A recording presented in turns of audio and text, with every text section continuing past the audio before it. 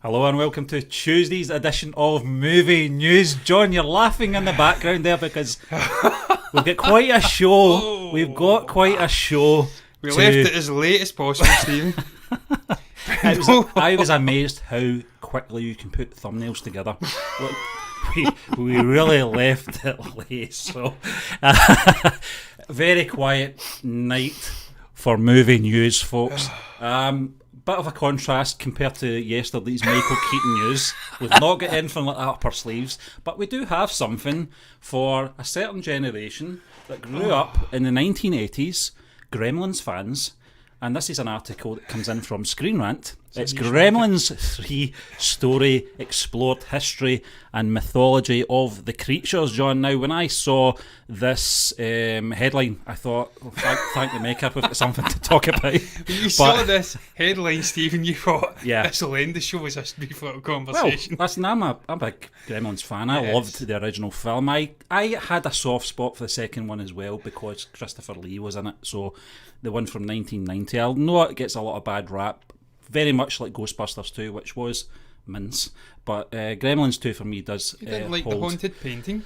No, it was rubbish. But listen, in an interview with coming soon, screenwriter Carol Ellsworth discusses his collaboration with original Gremlins writer Chris Columbus on a third Gremlins film. Apparently, the unused script followed the history and mythology of the Mogwai/Gremlins. He had this to say: I became friendly along the way with Zach Galligan, the original Billy Peltzer, who follows us on Movie Burners, by the way, on Twitter, and he was so eager to return to the role. He was excited, I guess, by the idea that he and Gizmo should be the equivalent of Han Solo and Chewie in Star Wars The Force Awakens. Yes. And he wasn't too far off where we were going. There was, I believe, a smaller role for Billy's girlfriend, played in the first two movies by Phoebe Cates from Drop Dead Fred fame. But Gizmo was at the very core of the story, explored more of the mythology and the history of the Gremlins. What's your take on this, John? I know it's been a long time since you saw the original movie. It was about 6 or 7. Yeah. Stephen, look, I loved the Gremlins. I did. I grew up thoroughly enjoying. Says it time and again. I loved the likes of Muppets, Muppets A Christmas Story.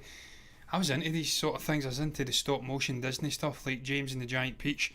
Right up my street. I liked the little horror tinges of it. The first one was a sort of Christmas movie as well. Yeah. Had that Christmas vibe. And I liked the concept of where they would have been going for this potential third movie. Look, I say where they would have in past tense as if it's dead. Yeah. But as this article does say, I think, it does, I've not actually read it. Yeah. It does. So professional. It isn't actually dead in the water, this potential third sequel. It's never been ruled out. It's a sort of gambit level of production purgatory, but I like the concept of fleshing out the actual Gremlin characters themselves because you never really know much about them. You just know that after midnight, if they connect with water or something, they go a little bit crazy. They turn into these strange little lizard creatures with incredibly sharp teeth, and they love singing New York and things like that. They're really odd little creatures, but fun little creatures as well. They give it its sort of edge in the movie, just what they're going to get up to next. I think slime was involved as well, if I do recall.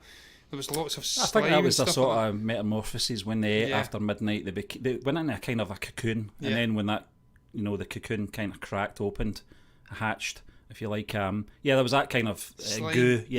But it's interesting, But could you have the same tone in that type of film, as the previous two? There was a lot of comedy, dark comedy, in those first two films, particularly the first movie. It was very dark in places, very evil in places, very twisted. If you're getting into things like mythology... Gizmo. And torching on him. That's right. Yeah, the dartboard. They pinned him up on the dartboard. That's right. Threw him in a bin as well. I think in the second one. He was like the RoboCop of Gremlins. He just took apart and treated like shit, and he kept coming back for more. Yeah. I don't know if you could do it, Stephen. I don't know if you could present this in 2020, 2021, 2022, whenever it would come out, to a studio, and then have them market it to a younger demographic with that darker edge. We've seen the backlash. God, who was it that did it again? I'll never get the director's name, but the clock behind the house with the clock in its walls. Yeah. The Kate Blanchett and also Jack Black movie. Yeah. It's shocking I can't remember the director's name. He's a superb horror director. But he took a sort of kid-friendly story and he put a dark edge, horror elements onto it, and it rubbed a lot of people up the wrong way. A lot of critics and whatnot thought it was strange. It wasn't aimed at adults, it wasn't aimed at children, it was in a sort of, again, purgatory with genres. So this is what they would have to do with a Gremlins movie if it was to be released. They'd have to walk the line between dark, horror-esque stuff going on and light-hearted humour stuff, and not scare the children, because a lot of children were coming out of the theatres after seeing that, at the end primarily, and they were crying, they weren't expecting it. Yeah. Parents were taking their kids and thinking it was a light-hearted children's movie. It'd be similar here, and I think with perhaps that in mind, a lot of studios would think, nope, can't market it. Yeah. The older people won't come back, perhaps the nostalgia people element, it's funny and the you children should say won't that, watch John. it either. It's funny you should say that about the kids, because it was on at Christmas time, I think, perhaps on Sky Movies or something like that, and my daughter, who's a big Back to the Future fan, noticed the set. It's exactly the same set. They used the Universal backlot, and she noticed the set right away, and she became very intrigued. But I was concerned. Obviously, she was 6 at the time, and I thought perhaps she's not ready for that type of film yet. It's an odd one, because when you see Gizmo, you naturally think this is a kids' film, family film, but there is a horror element to it. You're right, John. I can't remember what certificate was given over here. It might have been 15. Could be. I'll have a little look just now. We didn't have 12 at the time, I know that. It was PG and then it went up to 15. It was quite a leap, back in the things were different back then, Steve, they were better. You had a lot more 18 movies, horror movies. Yeah, that's right. It was, I can't actually get the rating because I'd have to go right into IMDb, I will do that. I think it might have been a 15, John, but it was a 15. I saw it before I was 15. I'm not going to kid on, so but I've seen. There is some scary moments there. I was 6 when I seen that. But it's very interesting, John. But the other question I'm going to ask you is, we're going down that road again about over-explaining famous characters, in famous franchises. I always go back to, obviously, the Han Solo example. Do we really need to know? It's more curiosity on my part that I would like to know, are they alien or, whatever? Yeah, what are they? Yeah, exactly. Are they sort of reptilian creatures that have evolved somewhere on Earth, out of sight, out of mind? It is going down that route again, Stephen, of perhaps tarnishing what makes them so cool. The fact there is an air of mystery to them. And again, if you're going for the nostalgia vibe, perhaps those people might not even be interested now because they are older, but then they may not want it tarnished. Because when you start dabbling and revealing more, it destroys what's been before. Sometimes that air of mystery is better. You've also got the sort of era it was filmed in as well. I think you says the sequel was the early 90s with Christopher Lee. 1990, yeah. 1990. The first one was 87 or something like that. It was very early, John. I think it might have been 84. Well, again, the movies of those times have a sort of, there's something about them. They're made. It's like Back to the Future. They have that sort of vibe off of them from that decade, the time they were made in. I don't think you can recapture that in the current day. People, young people in particular, they're just not as interested in things like that now as perhaps kids back then were. So it's really hard, again, to promote it. Studios will be wary. Young children may not like it. It'll be too scary. Perhaps the 10, 11-year-olds who might not be scared of it but are still young enough to be semi-interested may not even be interested now because they're too focused on TikTok and other things like that. So, well, listen, John, until the studio actually confirms that I can't believe that conversation went on as long as it did. Well, this is the thing, John, it goes downhill from here, believe me. As far as conversation, topics are actually very interesting, but as far as, as long as the studio doesn't obviously shut down any of these rumours that there's if they come out and say there's never going to be one, then that'll be it. It'll be done and dusted. But it's just going to keep going on until there's a third film, I suppose. But we'll keep our ears peeled so the for whole that. Goonies too. What happened? I mean, finally we're getting a Ghostbusters, technically a third instalment to that franchise, and it took a long time. So there's always hope. But we'll move on anyway to Suicide Squad director shuts down Ayer cut. Rumour. It's just a rumour. It's just a rumour. It is, and Ayer has shut down a rumour regarding how much unused footage was left out of Suicide Squad, as he put it. Now, someone took to Twitter, John. Too much food, I think the Twitter handle is. Also known as Chris Valentino. Sounds like me. Too much food. Hashtag release the Ayer cut. At half one in the morning. TPD. He had this to say: "I've heard through the grapevine Joker has 39 additional minutes in David Ayer's Suicide Squad. I'll take any sign as confirmation at David Ayer Movies." And David Ayer Movies, the official Twitter handle for David Ayer, said this grapevine wrong. So he's cut it down, John. I'm going to throw you under the bus now, and let me hear your thoughts on this. I appreciate David Ayer's honesty and straight to the point that there's not 39 additional minutes of Joker. There's got to be something, maybe not close to 39 minutes. You know, Darth Vader got... That's nearly a movie, Steve. Exactly, Darth Vader got, 9 minutes in A New Hope? Something like that, his screen time, you know. Hannibal Lecter, Anthony Hopkins was about 8 minutes in Silence of the Lambs, and what he managed to accomplish, and that was tremendous. There is not 39 additional minutes of the Joker in the Suicide Squad, not a chance. In God's green earth, if you believe in God, and just green earth if you don't, or blue earth, because it's probably more blue than green, let's be honest. If we're going to be pedantic about it, and I'm being pedantic about this because he's right, and he's the guy that directed it, so he'll know better than anybody that there is not an additional nigh on 40 minutes of footage of Jared Leto. Jared Leto would have probably have loved to have played the Joker for an additional 40 minutes, because that is like another movie's worth of the character. And Lord knows he was wanting to play the character again in another movie, but it's not going to happen now. There's talk of recasting for potential Matt Reeves trilogies, and I want to see potentially William Dafoe. I think there will be maybe circa 10 minutes of additional footage, because he says there was a whole sequence taken out which was fantastically acted from Jared Leto. He also says there was something with, I can't recall what the character was, but he almost bullied a character into taking his own life, one of the Suicide Squad members.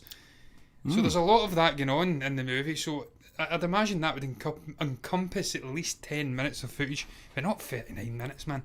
There's no way the studio forced an Oscar-winning actor of that calibre to cut 39 minutes of his performance out of a movie. No way. No, I don't think so, John. I don't think you would go to those efforts anyway. But you're right, 39 minutes for any character in a film is basically a whole movie these days. It's an ensemble movie as well, Steve. Something that's just kind of cropped into my head there, John. It's just kind of popped in. We were talking about Michael Keaton's Batman and Batman Returns now linking with the DCEU. Yes.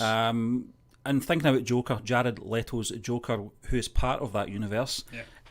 How does that work? How does that fit with your sort of frame of mind? Jack Nicholson was Joker in Michael Keaton's Bruce Wayne / Batman films. He was killed, obviously, at the end of the first movie. But it's the same universe Jared Leto's in. Is this just going to be something ignore? It's not that big a deal. Don't think too much about it. We're moving on. We're moving forward. We're not looking in the past anymore. What's your thoughts on that? Stephen, my thoughts are that DC and Warner Brothers have a new creative vision going forward for some of the legacy characters that were initially in the DCEU, the likes of Wonder Woman, Aquaman, Flash, perhaps Cyborg as well if he ever pops up again. The other ones which have the future hanging in the balance, the likes of Superman and Batman at the moment. Cavill, will he come back or will he be recast again? I says it, I think, last night. Apparently they need momentum, John. Yeah, they need more momentum, and potentially 2 to 3 other actors are in sort of conversation for perhaps a J.J. Abrams Superman trilogy franchise movie if it's just singular. So he's certainly not guaranteed to be coming back in any vein. Ben Affleck's long gone. We've got Pattinson that's disconnected from the DCEU. So the way I see it now is that they are perhaps just retconning Justice League, retconning Dawn v Justice. Dawn of Justice, Batman v Superman, Dawn of Justice, Dawn v Justice. That may have been better. And just taking forward the characters, their individual stuff like Wonder Woman and Aquaman, taking them forward. That allows it, and retconning Suicide Squad as well, of course. That retcons Leto out of existence. It retcons Affleck's Batman out of existence. They take on Ezra Miller's Flash. They take on Gal Gadot's Wonder Woman. The positives. Jason Momoa's Aquaman, and then they insert Michael Keaton and Shazam, obviously Zachary Levi. They insert Michael Keaton into this DCEU as a distinctly different, obviously, Bruce Wayne and Batman. Or maybe it's something to do with Flashpoint, Stephen. I've never read the comic. This movie was originally supposed to be called Flashpoint. Maybe there's some arc which allows them to get a different, alternate version of Bruce Wayne Batman in there, and it maybe changes things. Maybe it's like Spider-Man into the Spider-Verse. I'd have to delve into that comic to actually find out. But Lord knows, I mean, either way, I'm happy to see Michael Keaton coming in. There was talk of Jeffrey Dean Morgan coming in as well. Yeah. So either way, they are looking to recast Batman in this obviously disconnected universe. For lack of a term. We did an article, a topic, I should say, maybe Stephen. about a year ago, John. We actually rhymed off, I think maybe the top 10 actors who could play Bruce Wayne, replacing Ben Affleck. Michael Keaton was not on that list, was he? No, he No. wasn't. Stephen, I'm reading briefly. First paragraph about Flashpoint. Barry Allen seems to be aware of significant differences between the regular timeline and the altered one. So there's timelines going on. Okay. That's how you bring in Michael Keaton. Brilliant. Maybe it could be a sort of guidance figure on how to sort it out. Well, I did say they were going to the Nick Fury, So bring him in. It doesn't really disrupt Jared Leto's version of things. That's how they can do it. Yeah. That sounds very cool, man. I like the sound of that. Yeah. Also, with Ezra Miller's darker sort of take on this story as well, it could be really. It's amazing really how you promising. can just take one line from an article, John, and go off on a tangent and make it more interesting. But listen, we'll move on to our next article. SpongeBob movie. I think it's the third one. Sponge on the Run is going straight to streaming on PVOD in 2021, John. Yes. Mark Bevoyes, Chief Digital Officer at Viacom CBS and President and Chief Executive Officer, had this to say in a statement.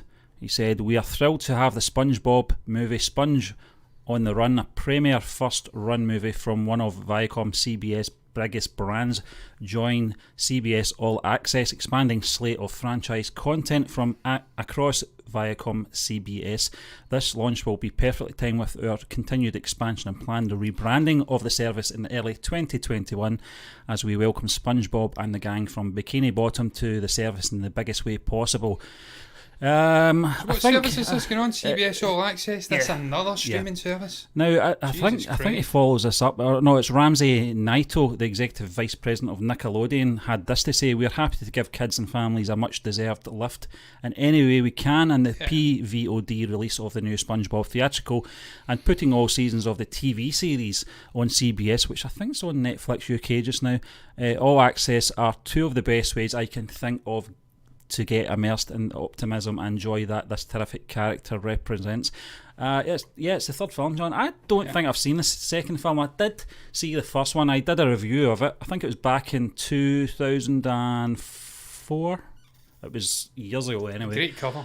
And I loved that movie. Absolutely loved it. Now, it's saying here that I'm just trying to find the synopsis of what this film is about. Yeah, the SpongeBob movie, Sponge on a Run, finds the main character in some trouble as his beloved pet Gary is kidnapped.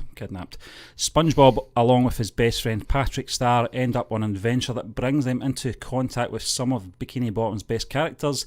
They even have to take a trip to the lost city of Atlantic City in an attempt to bring Gary home. Now, what I have picked up on this article, John, is that they're not going for the traditional 2D animation.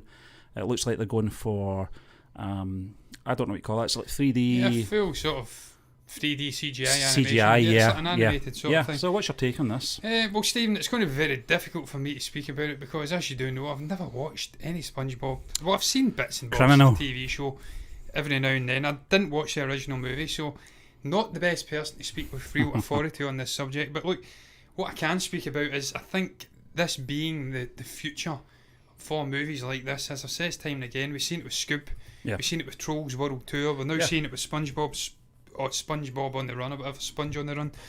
This is where these studios are going to go now with these levels of release. We're going to see more and more of the sort of mid-tier and lower tier animated, just movies in general, getting pushed straight onto VOD. The studios will realise they have a sort of ceiling when it comes to box office potential, what they can make, theatrical runs, and they just can't vie for eyeballs with the likes of the big Marvel movies, the DC movies, Star Wars when it comes back, Avatar, the Nolan movies, the Tarantino movies, the list is endless, Villeneuve, whatnot. So they will just continue to take movies like this and produce them just straight for VOD for kids. And look, it allows the growth of the streaming side of things as well, because as we do know, there is a sort of titanic battle going on between Amazon, HBO Max, Netflix, Disney Plus, and we've now got CBS. They're all sort of vying for eyeballs. And if they can bring a great series like SpongeBob into this sort of, I don't know, streaming service, whatever it is, then this may be a bit of a coup for them. It may be a coup if they can bring this movie in and it performs even close to what Trolls: A World Tour has done. So I'm certainly not adverse to this being a sort of, I don't know, strategy for studios moving forward, because I think this is what they have to do. They have to be realistic, and I'm certainly not adverse to helping out children in the time of need. No. In the pandemic, they're probably bored out their wits. Yeah. Adults will certainly be driven up the wall looking after them, so if they can get some escapism via the form of, I don't know, 1 hour and 20 long movie, whatever it is, then there's no negative side to that, really, is there? No, So, certainly not. I was going to use the Scoob example, John, and obviously the second full feature Trolls movie as well. I think that's the way to go, certainly in these times, where more kids, as you said, are at home now, more than ever. And Boris gets his way, they won't be. No, well, about spreading the corona. I'm talking universally here, of course, not just in England, but I'm looking forward to it. I'm pretty sure I've seen the second one, maybe on Netflix. I'm not really sure. Has there been a second movie? Yeah, I've seen. I can't remember what it's called though. It was. I can't even remember what the title was, but certainly the first one does stand out to me because I remember seeing it all those years ago. But John, we'll move on to our next article and our final article of tonight. We've seemed to have lasted 22 minutes, I think. That's a miracle so far, so we're doing really well. With a Gremlins headline. Yeah. Wonder Woman 1984's Gal Gadot reveals how Diana Prince is different in DC sequel. I'm just going to pull up the quote here. This, I think she was speaking to Total Film magazine, explaining how the character will be different in the second movie. In the first movie, Diana really is a fish out of water, coming from Themyscira into man's world and learning about the complexities of human life, really. In Wonder Woman 1984, she's been around, she's wiser, she's more mature, she's guarded, she's lost all of her friends throughout the years, she continued, but she's still doing the right thing, but she's different than we last saw her. I would hope so. Yeah. It's only 70 years it's passed, or 60. Yeah. Jesus Christ, if she's not changed, a different person in 60 odd years, there's something seriously wrong. Patty Jenkins, you have to get your finger out. I mean, she has to have developed as a character, Stephen, in that time frame. It's World War One, the first movie. This is now in the 80s. Yep. I would expect it to be different. I'd expect the acting performance to be different as well. I would hope she is perhaps grown into the sort of role of being an actor. Yeah. I don't know the actual past of Gal Gadot, whether she has always been an actor or whether she sort of, I don't know. I don't want to be too sort of. Yeah, I'm not going down that rabbit hole. John, apart from the first Wonder Woman film, which was a good film, we've seen her used in Dawn of Justice and the Justice League. I wouldn't say briefly. She had some meatier, sequences in those films, but I think we will see a different version of the character in this, because you have to as well. I think obviously the director has to share some of the responsibility and performance as well, and how they direct their actors and line delivery, etc. Perhaps Patty Jenkins has said to Gal Gadot that you're going to be very naive in this film because you don't know about the outside world. You're going to is it Steve Trevor? I think his name is, isn't it? Steve Trevor, yes, Steve. Chris Pine. Chris Pine, yeah. He's going to be sort of the leading man in this film, as well as obviously the supporting, character.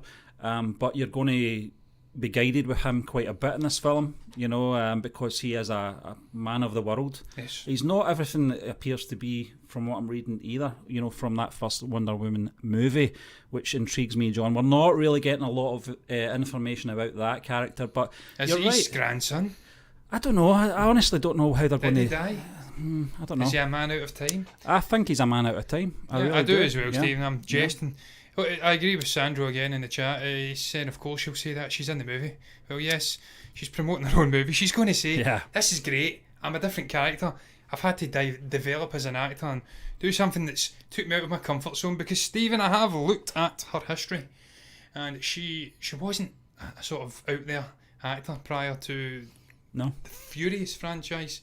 She was in Fast and Furious. Yeah. There's little bits here and there on TV shows, so she's certainly not an out-and-out theatre, like Shakespearean actor, trained in theatre. She's got to develop, and I've perhaps been harsh on her. She isn't the best actor on the planet, but she has been pretty damn good as Wonder Woman. It has been the most successful DCEU sort of standalone franchise, subcompartmentalised franchise, or whatever you'd want to call it. So I'm perhaps being harsh on her. She's got some years to develop, and she's doing pretty damn good, and she looked pretty damn good as well in the trailer alongside Chris Pine. So I'm excited for this movie. Yeah, I'm excited to see that epic looking gold costume, where her character is going to go. She was sort of, I don't know, she was strangely naive in the first movie as well. Also, she was wished from Themyscira. She was thrust into this new world in the midst of a world war. She met this Chris Pine character, obviously Steve, and he had to sort of guide her in the movie, maybe behind the scenes guide her and help her with the acting side of things. I keep saying that as if that's absolutely given, that's what he did. That may not have been what happened at all. But the character was naive, so hopefully she's developed. Yeah. We've seen the development in Justice League as well. She had changed, but I'm excited either way to see what Patty Jenkins has brought for this movie, because Lord knows we've been waiting long enough for it. I know. She had it finished in the can last year. They delayed it. They've delayed it again. They've delayed it again. Let's just watch it, guys. Come on. Yeah, can't wait. Yes, absolutely, Steve. But look, that is going to round up our show today. I don't know how it's managed to been dragged out this long. I'm just hoping my mic is okay, John. I sincerely hope your mic is okay, Stephen. Hopefully you don't sound as though you're speaking out of a can. Or message in a ball. Yeah. Yes, exactly. Kevin Costner, yeah. But look, I'll round it up. What is your guys' thought? What is you guys' thoughts? I can't even speak. It's time to end. On a potential Gremlins 3 movie. Is it something you would like to see in the future?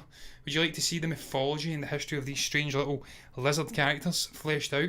What's your thoughts on a potential David Ayer cut, and will there be 39 minutes of additional footage of Jared Leto's Joker performance, or is David Ayer lying? Is he telling the truth? I would imagine he would. He's a director. If you get anything to say about any of the other topics we spoke about, you can comment below and let us know what your thoughts are down below in the comments section. You can also like the video if you've enjoyed it, and you can subscribe to the channel if you want to see us speaking about more movie news and doing reviews on Fridays. I'll be back tomorrow on my lonesome, incidentally, so wish me luck for that.